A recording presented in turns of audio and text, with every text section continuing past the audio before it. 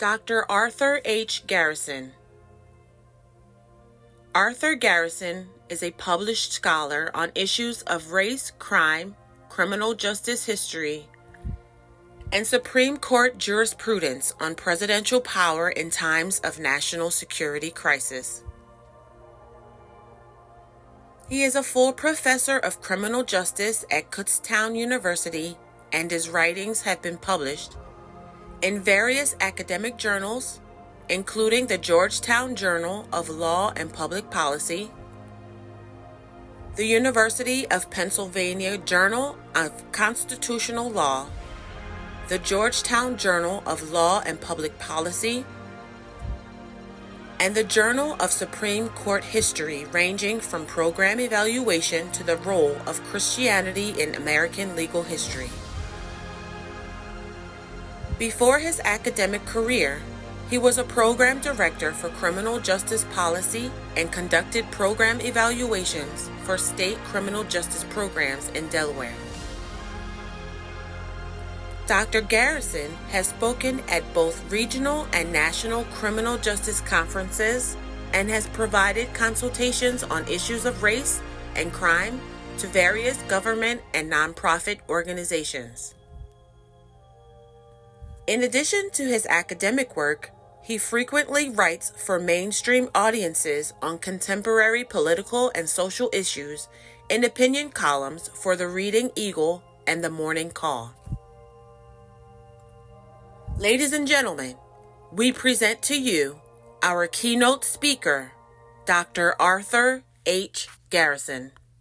At this time, we are prepared for our speaker, and listen. You're going to be blessed. Buckle your seat belts, because you're going to be blessed today with what Dr. Garrison has to share with us on today. Let's receive Dr. Arthur Garrison this time.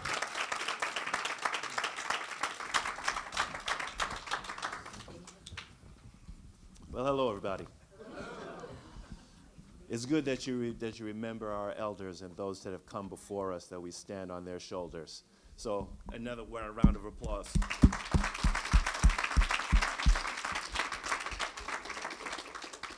Because that's what legacy is all about. So with that, I'm going to have to tell you the story differently than I had planned.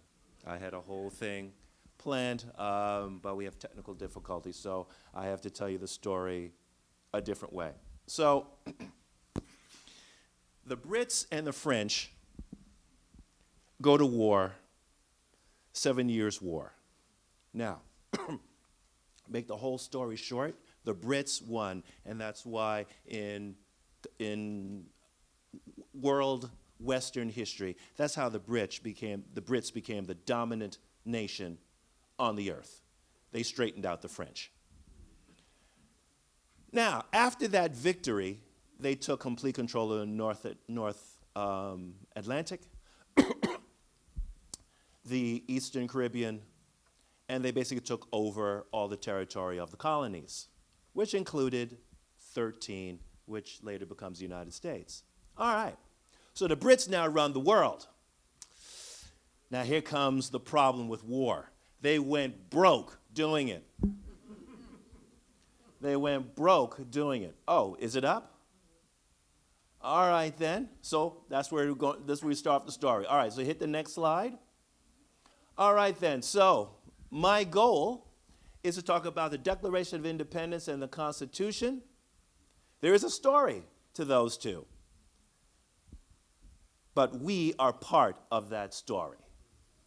Next slide, please. So, as Bishop Gandy said, my name is Arthur Garrison. I'm a professor of criminal justice at Kutztown University, and I'm an author and a scholar, as well as a speaker. And so I have written a few books on American political legal history. And so what I am talking today with you about is part of that history.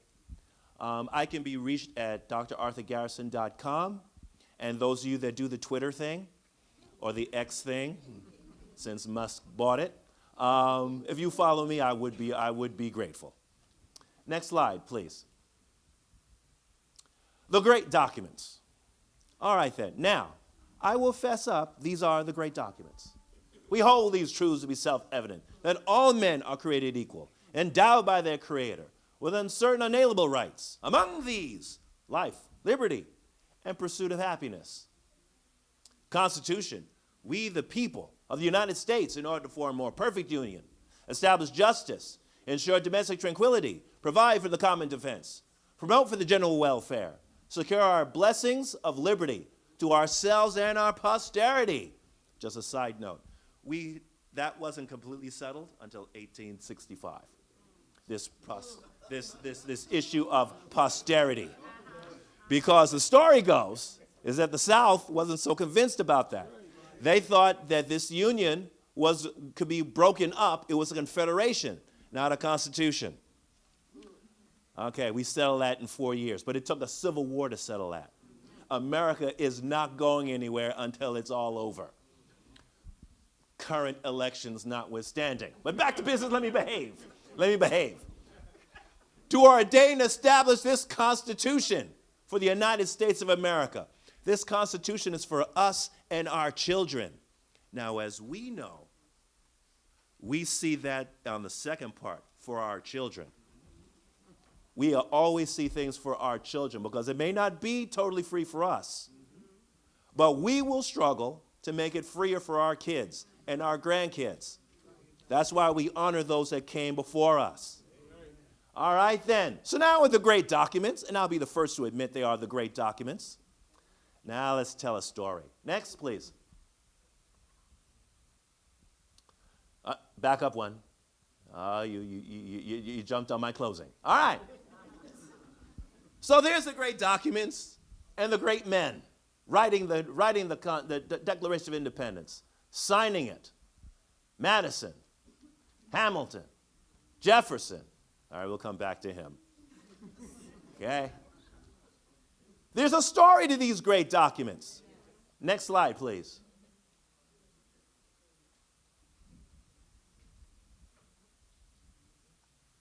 Are we still here? Here we go. But you know what? We are part of this story. We are part of this story. What I'm here to talk to you today is about how part of that story comes about. Next slide, please. All right, so as I said before, one more. Thank you.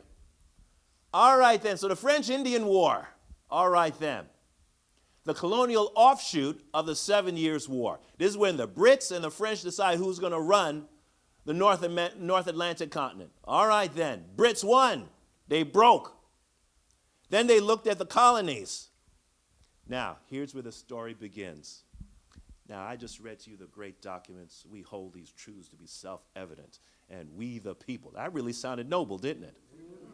The whole story. How does it start? You ain't taxing me.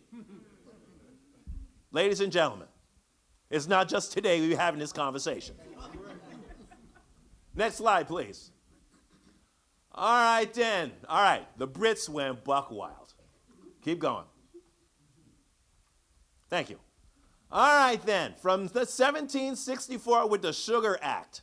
Now, sugar back then was a big deal because that's how you made beer. That's how you made other drinks that you could drink because their water supply had issues. All right, that's another story. Stamp Act. Okay, that was to get all the lawyers and writers upset because you had to pay a tax to stamp something legally. Now, since, I don't know, the Greeks and the Romans, when something was legal, there was a stamp on it. The Brits had the audacity to tell all the educated class, nothing you do is good until you pay me first and then stamp it. All right, well, that didn't go over well. All right, then. The Boston Massacre, the famous Boston Massacre. All right, the Intolerable Acts. All right, next slide, please. All right, then. Now, the Intolerable Acts are very important because the Brits said, you know what? You colonies thinking too much of yourselves. We're going to send a naval armada that was so large, it's only the next time a naval armada moved that far is when we invaded France in World War II. That was the second time an armada of that size was sent somewhere. They sent it to Massachusetts, pulled its charter, and took it over wholesale. All right. Colonies weren't going for it. Next slide, please. So the colonies, next slide, thank you. They decided we're not going for it. That is where the Declaration of Independence starts.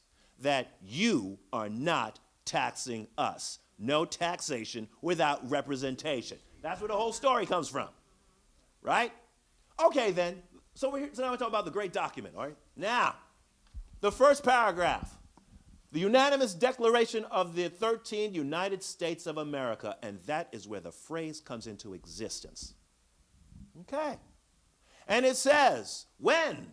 In the course of human events. Now, all right, now, I have my issues with Jefferson, but I have to admit, he could use the pen, okay? Now, we'll talk about the ideas in a minute. Just give me a second. All right, but let's give the man his due, all right? When in the course of human events, it becomes necessary for a people to dissolve the political bonds which have connected them with another. I mean, really, that ain't a bad piece of writing, right? Okay, then. And assume among those powers of the earth the separate and equal station to which the laws of nature and nature's God entitle them. Okay, slight thing. Don't let anybody tell you America does not have a Christian foundation. Don't let anybody. And the founders believed in the Christian foundation. Okay? Now, you can get into that thing whether they were deists or whatever, whatever. But the point is, they believed there was a God, and that God had his finger on the 13 colonies. Okay? Now, there's good and bad in that truth, because the point is how it was practiced. Because as we know, here's the problem. There's a difference between saying America is built on Christian tradition and how they practice Christianity. Do not let people tell you that those two are synonyms. They are not. The Lord God is the Lord God. What he is, he is. How we do stuff is a different conversation. All right? And the founders had that. There it is in the document. Nature's God. That's their term of a Protestant. And they were Protestant Christian types, not Catholic Christian. They were us. Okay? All right. All right. A decent respect for the opinions of others, we have to say why we are separating. All right? So, all right then. So understand what the Declaration of Independence says. It is not a legal document. It is a political document making an argument on why we are not treacherous and treasonous. Because when you put by analogy, if you put a bullet in the president's head, that's treason. But if the president is not inside of the law and you rebel, that's not treason on your part. Okay? Now that matters. All right then. So they're saying we are not treasonous. So we send to the Brits and the Germans and the French and Europe and all the intellectuals of Europe and the Catholic Church, we are not treasonous. We are being treated unjustly for 12 years, and we've had it, and we go, now it's time to fight to protect our rights. That's what the Declaration of Independence is. All right, next slide, please. Okay, hit it one more time. Hit enter one more time. There we go. All right, now we come to the guy that wrote this thing. All right, now Jefferson, Virginia planter, rich, man of the Enlightenment. All right, let's just stay there for now, okay? Let's just stay there for now. Now, the Enlightenment, make a whole story short, is when man moved out of the dark, when Europe moved out of the Dark Ages, and then Europe was trying to answer questions. Now, here's the whole story in a very nutshell. Okay. The idea saying that the reason that a rock is hard because the Catholic Church says so is no longer an answer. Okay? Now we're in the age of reason, in which case the scientific method is coming into existence. It's a rock because it's hard, and you can test something hard from soft. Okay? Just the Pope saying so is no longer the answer in of itself. That's the age of enlightenment. So now all these people are figuring out, okay, what is just? Why something just? All right, then. Come down a couple of steps, and you get into, well, what's a just government, and what's it for? How do you know? All right, then. So Hobbes shows up first, and he asks this very simple question. All right, what's the purpose of government? So let's back up a step. What was government before, what was the state of man before government showed up? Make long story short, Hobbes said man is wicked and no good, will rob, kill, rape, and pillage because he can, and government is there to protect the rights of people. All right? Okay. Brother Locke shows up, asks himself the same question. Brother Locke comes to the same conclusion. Man no good. Now, we're moving into the scientific era, but we are still, in Europe, a Christian viewpoint. Yes, we all know the scriptures say man's heart is deceitfully wicked. Who can understand it? All right, then. They had no problem with that concept. All right, then.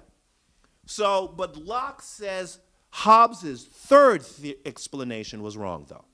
Hobbes says the third explanation is that government is all-powerful and defines right and wrong completely. What is right and wrong comes from government. All right, Brother Locke said, no, that's not how it works. Right and wrong and justice existed before government. Government comes into existence to protect those rights. Western tradition, American tradition, is Lockean, not Hobbesian. So that's why we have to talk about Brother Locke to get to the Constitution.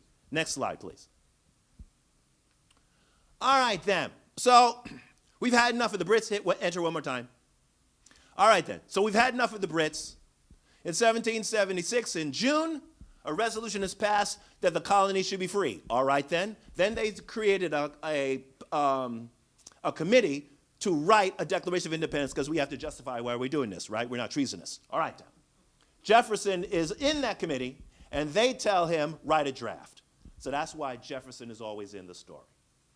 All right, then. And then he wrote the famous words, we hold these truths to be self-evident, all men are created equal. All right, then. But now let's go back to the story. All right, hold on a second. Go on ahead. I slightly jumped over myself, so go on ahead. We'll get to where I want to go. Yep, one more time. Oh, no, I'm sorry. Back up one. I'm sorry. Forgive me. I'm sorry. There it is. So Locke says, now, let's get back to this, what government exists for, because we agree with Hobbes that man no good, we need government to keep the evil of man on a leash. All right. Locke and Hobbes are agreed, point 1, point 2. Point 3 is where they disagree. And Locke writes, for the mutual preservation of their lives, liberties, and estates, which I call property, the great and chief end under government is preservation of their property. Okay. Now, Locke said the whole explanation of liberty is property and ownership rights. That's where that theme comes from in Western tradition. All right, then. So now let's go on to the next slide, please. In one of the greatest examples of academic and professional plagiarism that has ever existed, it's Locke we're reading when we're reading the Declaration of Independence. Jefferson did not think of it out of his own head. It was wholesale plagiarism. Okay? Right? For mutual preservation of their lives, liberties, and estate and property. To this great end, government is to preserve a property. And what does my boy Jefferson write? We hold these truths to be self-evident, that all men are created equal by their creator, endowed with certain inalienable rights. There it is. Life, liberty, pursuit of happiness. Next slide, please. Okay, that's fine. To secure these rights, governments are instituted among men and derive their powers thereof. That whenever any form of government is destructive to these rights, a new government should show up. He lifted all of that right out of my boy Locke. All right, okay, plagiarist that he is. All right, that is a really nice paragraph. All right, let's give the devil his due. All right, then, right? All right, next slide, please. All right, hit enter one more time. There we go. 3 propositions to the Declaration of Independence. All men are created equal. Life, liberty, pursuit of happiness. Now see how America does things. Locke said life, liberty, pursuit of property. But what did Jefferson say? Life, liberty, pursuit of happiness. So what are we saying? We happy when we're pursuing property. You understand what I'm saying? Now we want to get into whose property, who's not. That's a whole other conversation. Okay? That's a whole other conversation. But the point I'm bringing to your attention, all right, then fine. Government is formed for the sole purpose of protecting those rights. Okay, now, and then the government that fails to protect them can be overthrown for a new government. Okay. Number 2 is very important. Government is formed for the sole purpose of protecting rights. Founding fathers, for all of their foolishness, they were very clear. Those rights came from God. We have them. Government shows up to protect them. It is not the other way around. Okay? All right then. Next, please. All right. So, that wasn't a bad half story, if I do say so myself. Is there anything else to it? Is there anything else to it? Next slide, please. Well, now we need to back up a second. Now we need to back up a second. Do you know that slavery on the North American continent was 157 years old before the ink that Jefferson used to write, "We hold these truths, that all men are created equal," was even made? 157 years. If you do the math, that means if you start today and back up, you're past the Civil War. 157 years. All right, okay. Now, Jefferson was a man of his time. He was a leader of his time. Jefferson is Jefferson. But he was not ahead of his time. Jefferson was not ahead of his time. If you want to know what they were then, you look at Jefferson. Now, because Jefferson is complicated and contradictory. Next slide, please. Now, I just gave you this whole wonderful speech. We hold these truths to be self-evident. All men are created equal. You understand what I'm saying? I'm putting a little style to this thing. All right, then. What did the man that wrote that say about us?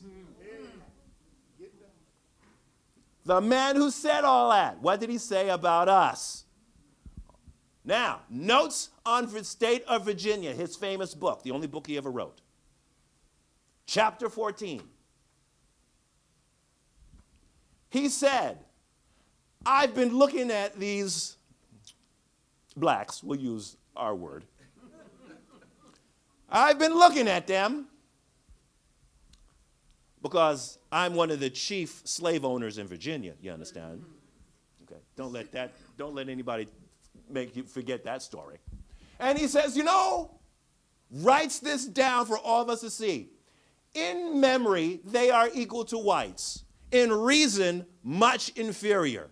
And that in imagination are dull, tasteless, anonymous.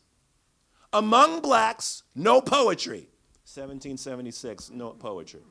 All right, we'll just leave that alone for another day. Blacks are inferior to whites in endowments and body and mind. We hold these truths to be self-evident, you understand? All men created equal, you understand? But you black people, that's something else. He wrote both. Next slide, please. Now, you might be saying, then he says slavery. He says, now, remember something. The Romans had slavery too. And he says that they were wicked to their slaves. But their slaves were artists, scientists, teachers, literary. They had it going on with full whips and chains. They produced all sorts of science and engineering. And then he writes, look, I'm not making this up. And then he writes, yeah, but they was white. That's what he says. Yeah, but they was white. So slavery's got nothing to do with these black people being no good. They're just no good to begin with. It ain't just today. That theme and worldview has been floating around. Right? Okay then, next slide. All right, now you might be saying, okay, I'm being a little harsh on Brother Jefferson. So, chapter 18, he says, you black people are inferior, but slavery is bad. I'm certain, there it is. He does not, chapter 18, he says that slavery is bad. But you know what? They're technical to things. History has complications, and history should not be spoken of sloppily. Yes, Jefferson said slavery was bad. Do you know why it's bad? It's bad for white people's morals. Because he said slavery turns white people into tyrants. He didn't say slavery was bad for our backs. He said slavery was bad for their morals. Distinction. Slavery and racism in the United States are not synonyms. There's a different explanation for American slavery as opposed to European slavery, as opposed to Roman slavery, as opposed to Israeli slavery, or going back to Moses. There is a difference. Here, slavery was undergirded by these black people are inferior. That's why when slavery disappeared, racism was still alive and breathing. That's why it took another 100 years to deal with the problem. All right, then. Next slide, please. So the same man who wrote, we hold these truths to be self-evident, wrote that blacks were inferior and that slavery was wicked because it was bad for white people's morals. It turned them into tyrants. Okay. But you know what? You have to be fair when you speak about history. Jefferson wrote something else. So is this the end of the story? Next slide, please. When you're looking at the Declaration of Independence, after the first 3 great paragraphs, the rest of it is basically a complaint session. It's a list of 20 complaints against the British king who says, because you've done these things, we have a right to rebel. That's basically what it is. After the first 3 paragraphs, you're just complaining. You did this, you didn't do that. You understand what I'm saying? You know, it's an election document. All right. So let's talk about one of the things he put in the Declaration of Independence. Now, you think Jefferson is contradictory now.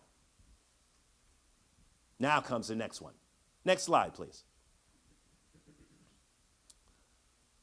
The famous slave clause. Now remember, this is on the list of all the things that the Brits have done to the colonies that are so bad that it's worth going to war over. Okay? He says, the king, that's the he, has waged a cruel war against human nature itself. Well, that sounds bad. So what's this human nature that he's done a war against? Captivating and carrying them into slavery, or to incur miserable death in transportation. Piracy. Ladies and gentlemen of the jury. I'm sorry. Ladies and gentlemen. My apologies. Ladies and gentlemen. Do not let anybody tell you we can't judge them by our morals, because their champion, Jefferson, in 1776, said that the transatlantic slave trade was an abomination on such a level it was worth going to war over.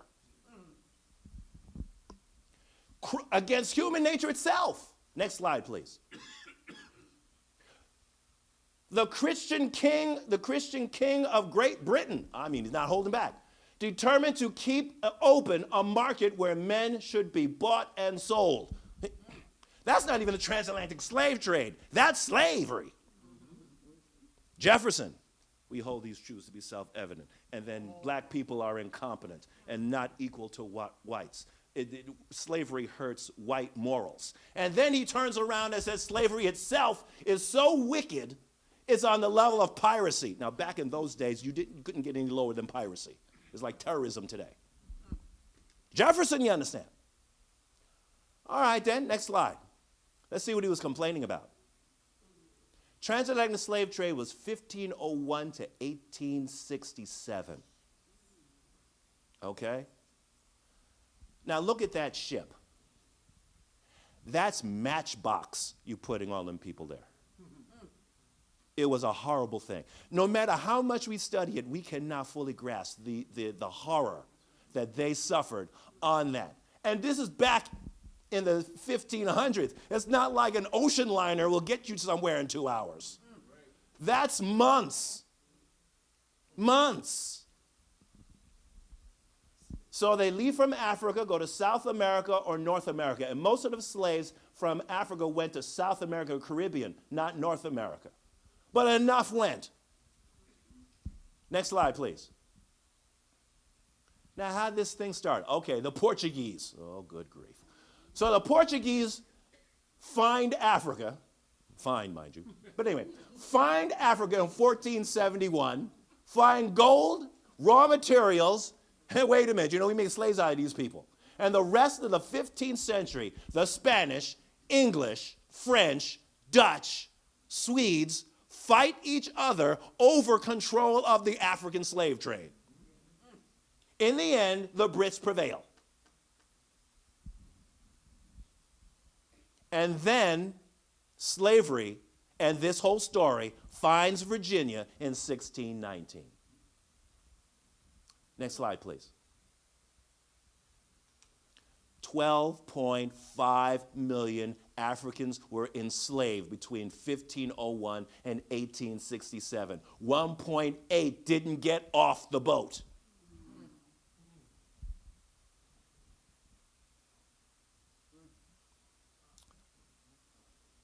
Next slide, please. And Jefferson fessed up.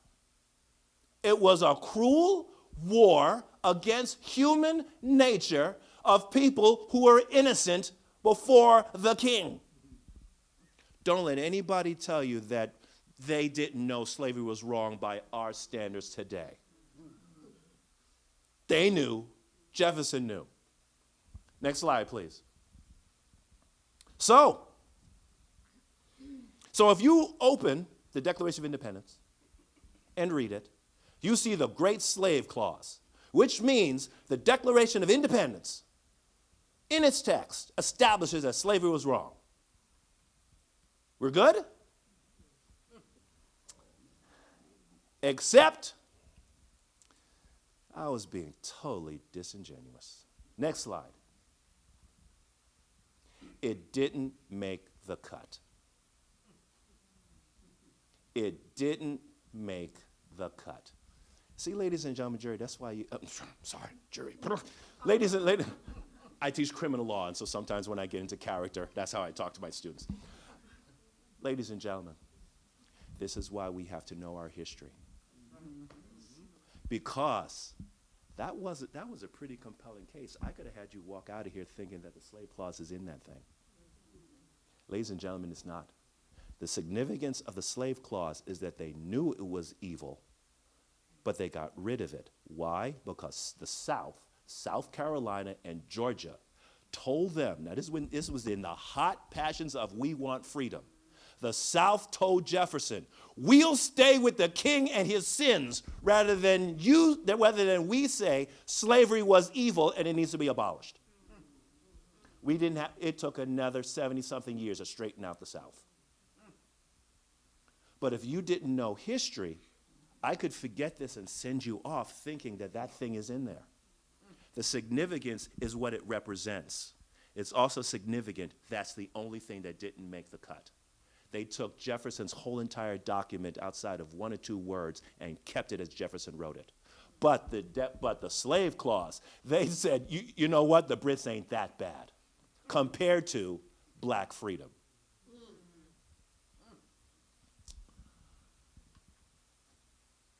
But there's another part of the story. Next slide, please. All right then. Side story. Since I'm CJ, side story. All right, yes, next slide, that's fine. Does Jefferson's slave clause say anything in criminal justice? My students look at me the same way. What do you, no, yeah. Well, now this is what it says. Going back to the Christian king, you understand? He has now, he wrote this, I'm not making this up. He has now excited those very people, that's black people, to rise up in arms again among us, us is the white people, to purchase that liberty which he deprived them, paying off former crimes. So much for slavery is not a crime. So much for transatlantic slave trade is not a crime. Okay? Against the liberties of one with the crimes he urges them to commit against the others. Okay? Okay, hold on a second. Now, now just think about, what is he saying? What is he saying? These Brits are inciting these blacks to kill us. Next slide, please. One more enter. Thank you. Allow me to propose that the thought in American political social thought that blacks are dangerous to society, society being whites, dates back to Jefferson. Because what was Jefferson saying? One of the reasons we need to get rid of the king, he's telling our slaves to arm themselves, fight for their freedom, and kill us if necessary. And they're doing it because the Brits told them to do it. White fear of blacks starts here, at minimum. Now, if I want to be totally fair, I say we got 157 years of slavery, which means we got at least maybe 10 stories of slave rebellions before Jefferson's born. But let's start with Jefferson. There it is. He put that in writing. One of the things that we fear is these black people getting up. Now, here's my point, jumping a few centuries over. Do not let anybody tell you that the reason for black crime and black family structure and all of those arguments, that's a whole other story for another day. Invite me back for that story. But the point is, that didn't start with the Great Society. It didn't start there. The idea that something is wrong with black people and they're becoming violent and we have to do something about it. That idea did not start with Jefferson and his policy and the Democrats. It didn't. That dates all the way back to Jefferson at least. Next, please. All right then. Declaration of Independence is signed July 4th, Independence Day. The war comes, and we have the Articles of Confederation. Next slide. Next, please. All right, make long story short, because that's a whole conversation by itself, the Articles of Confederation not working. They write the Constitution of the United States. Next slide, please. This is where Madison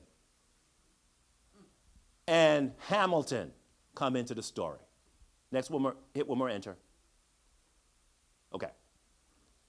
This is where these two come into the story, okay? Hamilton was not a slave owner. That's part of why his worldview is different than his Southern friends in Virginia. Next slide, please.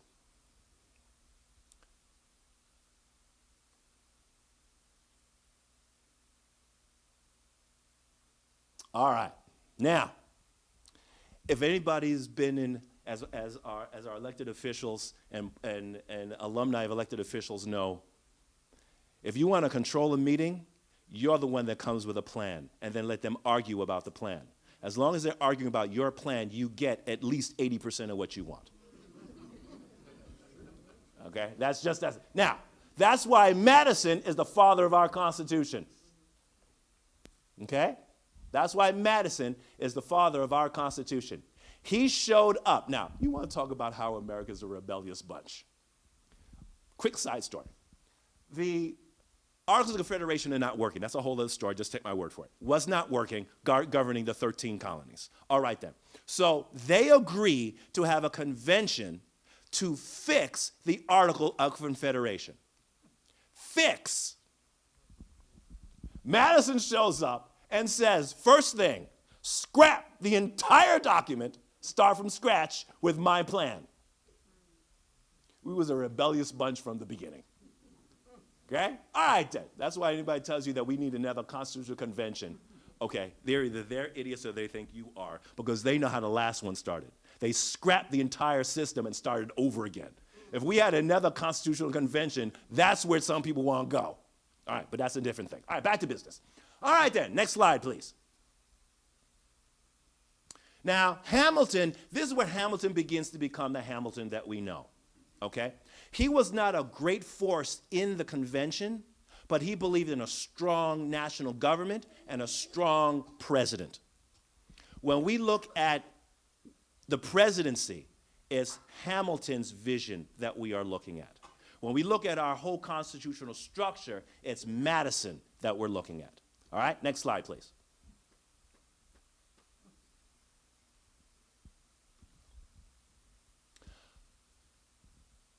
All right, back up one slide, please.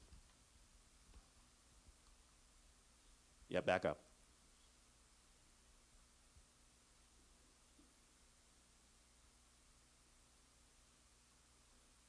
Okay, there we are. So, you were there. All right, then. Now, here is the issue with the Constitutional Convention. They had to figure out three things, three major things. Design of Congress, representation in the House, and now here comes where our story is part of the story of the Constitution itself. The three compromises with slavery. Next slide, please. All right, then. So Madison shows up. Now, the story goes is that Madison says, look, we need to have Congress. It will have it meant to be bicameral, a Senate and the House. And then membership in both will be by population of the states. Okay? All right, then. Next slide. The small states weren't having it. Now, I want you to think this thing through. The large states would have more representation in the House and the Senate if everything's by population, which means the small states would always get outvoted. Small states said, you must be out your mind. We are not giving up the Articles of Confederation to become slaves of the larger states. Now, if you go back and read how they debated things, this is how I also tell people that they knew slavery was wrong. When you are constantly under control of somebody else, they said that's a state of slavery and we ain't going for it. It is not true on any level that they did not know slavery was wrong then by their own moral code. All right, then. They nearly broke up over this because the small states weren't having it. We are not joining something which structurally makes us subservient. Next slide. So Patterson shows up from New Jersey, representing small states. He says, no, this is what we'll do. We will have one chamber in the House. Each state gets one vote. Population irrelevant. Okay. The larger states, the Virginias, the New Yorks, weren't having it. Next slide, please. So they set up a committee because they nearly broke up over this. So they set up a committee, and Roger Sherman and Oliver Ellsworth of Connecticut come up with the Connecticut Plan, or what is known as the Great Compromise. And this is where our Constitution is. All right, we'll have a bicameral legislature, Senate and the House. The House is by population. The Senate, each state has two, regardless of population. Both have to agree to pass a law, right? The I have a bill thing that we grew up with. All right, the small said, all right, eventually we'll get outpopulated in the House, but in the Senate, we'll always be equal, We good. That's why the Senate has a different culture and political dynamic than the House. The House is supposed to be a circus. The Senate is supposed to have some sense. Now, we changed a few things around, so now the Senate acts just as bad as the House, but like I said, you have to invite me back for that story. All right, next paragraph. All right then, now here's why this matters.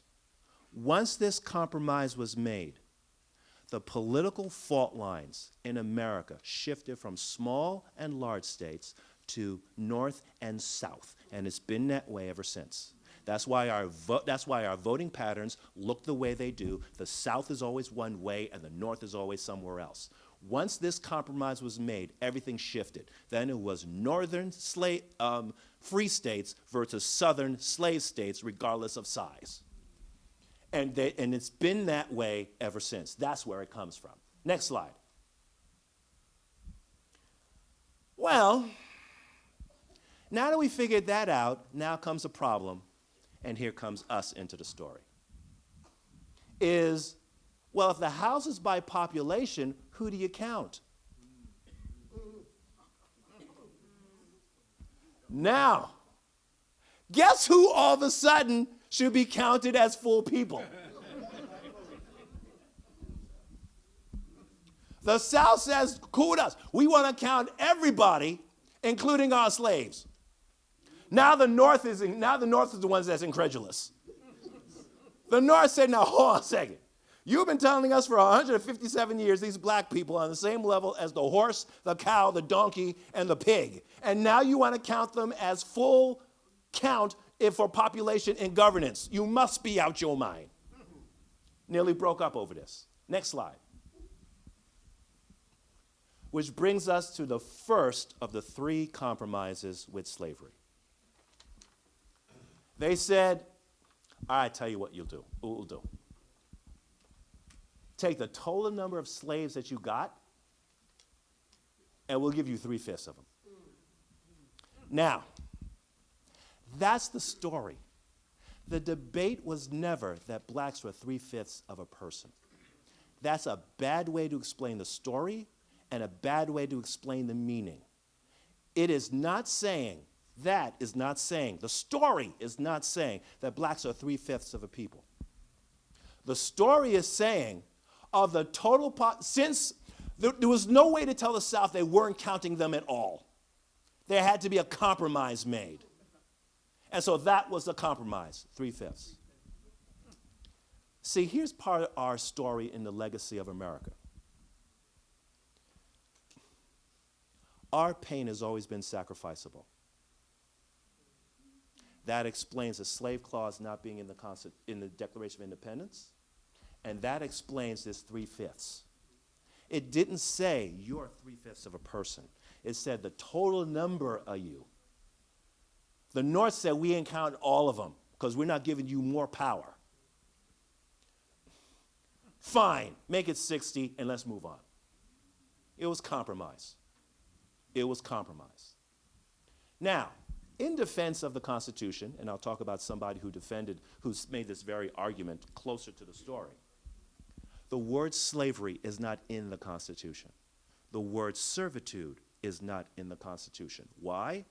Because the Hamiltons of the convention said, you are not using that word in this document. So that word isn't there. Now, there's a code word for it. No, we've heard that for code words. But there is a code word for it, okay? But the word isn't there. That does matter. In the founding document does not say slavery is justified. Next slide.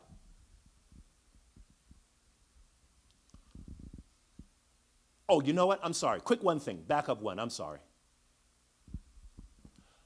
Nope. Yep. Go ahead. Front. No, back up to the first compromise. I'm sorry.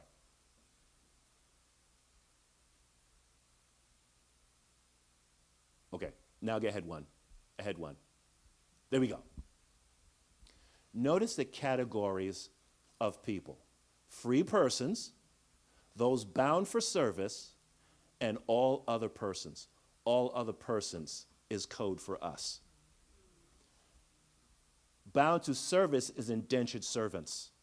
That's poor whites that they dragged across the ocean and said, you come work here for 7 years, and then you can be free. Okay? That's the dynamic of blacks versus poor whites. Okay? Like I said, I'm going to behave because we only have so much time. I'm not going to go down that rabbit trail. But there is a difference. And that difference explains all sorts of things for the next 250 years. All right, back to business. All right then, go on ahead.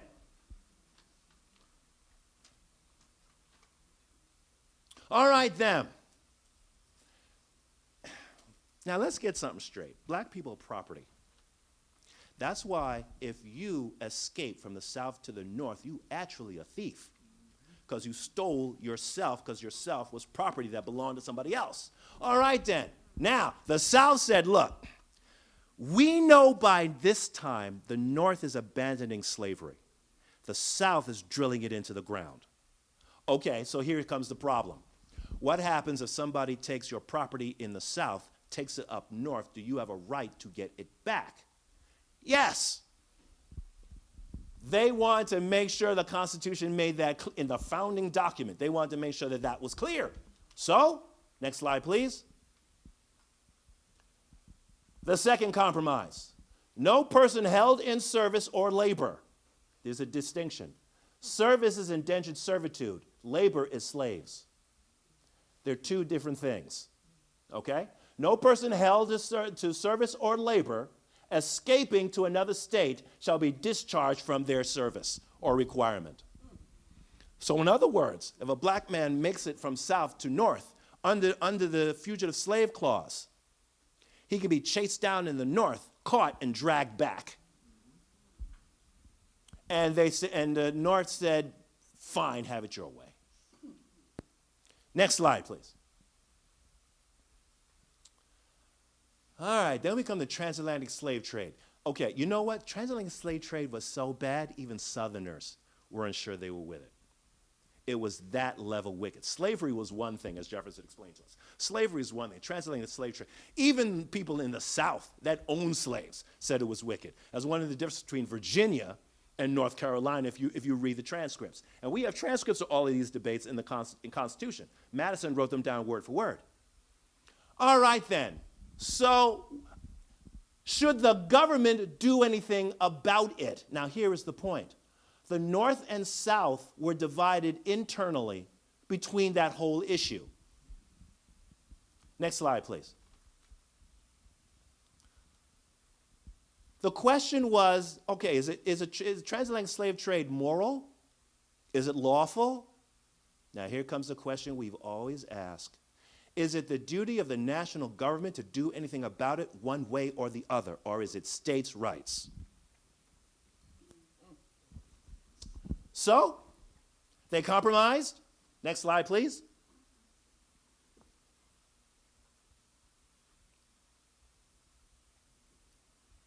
Ready? Next slide. The compromise was the national government will keep their hands out of it until 1808. And then after that, we'll deal with it. So it can stay for 20 years.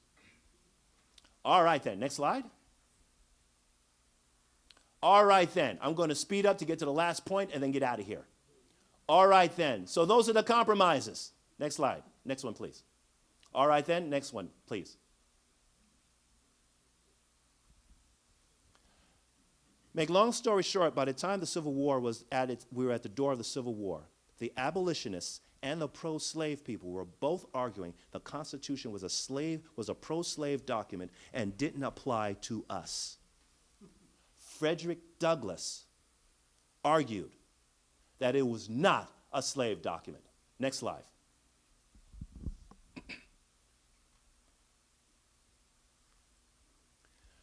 He said the 3/5 compromise was not pro-slavery. It limited slave power because the South lost 40% of votes that they would have had otherwise. Next slide. He said the transatlantic slave trade, the word slavery is not in the Constitution. 1. 2, The compromise is moot because as soon as Congress could put their fingers into it, they ended it. Next slide. Fugitive slave clause. Now I have to admit, this is the one I'm not with him on this one. But he's trying to defend that the Constitution is not a slave argument. He says that when it said people in service, it was not talking about slaves, because to be in a bond service requires that you contracted yourself into it. And slaves cannot contract themselves into slavery. So the clause doesn't apply to slavery. All right. Next slide. But the point is that the Constitution is not a slave document. That was the point he was trying to make, because he said black people have a right under the Constitution. That was the moral point that he was trying to defend. And that's what makes what he says matters.